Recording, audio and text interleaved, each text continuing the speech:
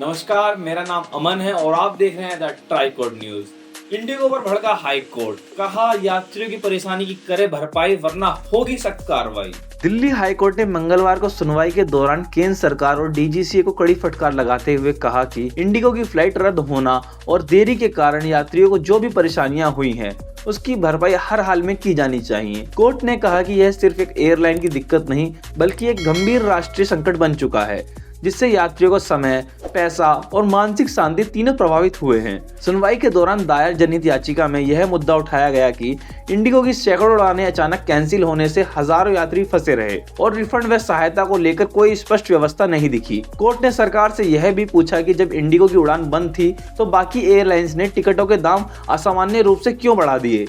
क्या यात्रियों से ऐसे हालातों में अतिरिक्त पैसा वसूलना जायज है? हाईकोर्ट ने इस पर तुरंत जवाब मांगा है। अदालत ने स्पष्ट निर्देश दिए हैं कि केंद्र सरकार और डीजीसीए जल्द से जल्द ऐसे कदम उठाए जिससे यात्रियों को तुरंत मुआवजा, रिफंड और आवश्यकता सहायता दी जा सके।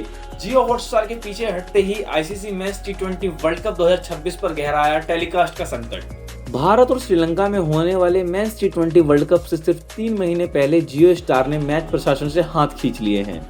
ईटी की रिपोर्ट के मुताबिक जियो स्टार को भारी आर्थिक नुकसान का अंदेशा है, जिसकी वजह से कंपनी ने आईसीसी के साथ हुई बड़ी डील से पीछे हटने का फैसला किया है। 2023 में जियो स्टार ने $3 अरब यानी करीब 25,000 करोड़ रुपए में 2024 से 2027 तक के सभी आईसीसी टूर्नामेंट्स के भारत में मीडिया राइट्स खरीदे थे। मतलब हर साल जियो स्टार को लगभग 6,000 करोड़ रुपए आईसीसी को देने थे, लेकिन हुआ उल्टा। क्रिकेट दिखाने से कंपनी को जितना राजस्व मिलना चाहिए था वो काफी कम हो गया। ड्रीम 11 और दूसरे गेमिंग ऐप्स का बैन होने से विज्ञापन में बड़ी गिरावट आई और इसके बाद जियो स्टार का बिजनेस मॉडल डगमगा गया।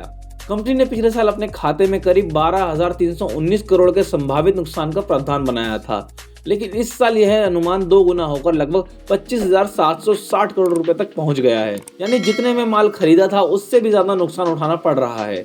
इसी वजह से जियो स्टार साफ कह चुका है कि वह आगे बचे 2 साल नहीं चला पाएगा और आईसीसी डील से बाहर निकलना चाहता है। अब आईसीसी ने सोनी, नेटफ्लिक्स और अमेजन प्राइम जैसे प्लेयर्स से संपर्क किया है, लेकिन कीमत ज्यादा होने के कारण अभी तक किसी ने भी रुचि नहीं दिखाई है।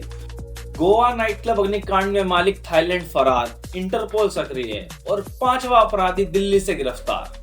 गोवा के अरपुरा इलाके में स्थित night club Birch by Romeo Lane में लगी आग में 25 लोगों की मौत हुई थी। इनमें 20 नाइट क्लब कर्मचारी और 5 पर्यटक शामिल थे। घटना के बाद क्लब के दोनों मालिक सौरभ लूथरा और गौरव लूथरा देश छोड़कर थाईलैंड के फुकेट भाग गए। गोवा पुलिस का दावा है कि अग्निकांड के कुछ घंटों के अंदर ही दोनों के विदेश भागने की जानकारी मिल गई थी। दोनों फरार आरोपियों की तलाश में पुलिस ने इंटरपोल से संपर्क किया है और उनके खिलाफ लुकआउट सर्कुलर जारी कर दिया है। इसी मामले में पुलिस ने एक और कार्रवाई करते हुए 5वें आरोपी को दिल्ली से गिरफ्तार किया है। फिलहाल गोवा पुलिस पूरे मामले की जांच तेजी से कर रही है।